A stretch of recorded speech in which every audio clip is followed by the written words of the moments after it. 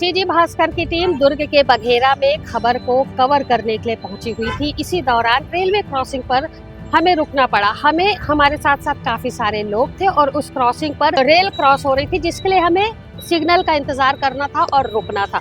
उसी वक्त एक ऐसा नजारा देखने को मिला जिसे देख करके सभी हैरान हो गए।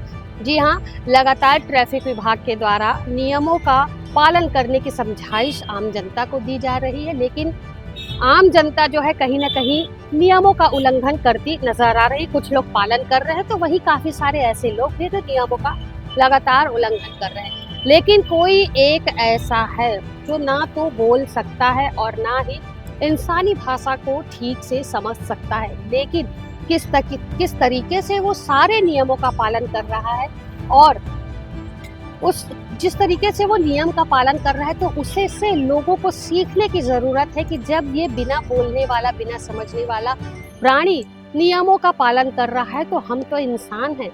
अब हम में और उसमें कितना अंतर है, ये आप हमें कमेंट्स करके जरूर बताएं और इस वीडियो को जरूर देखें।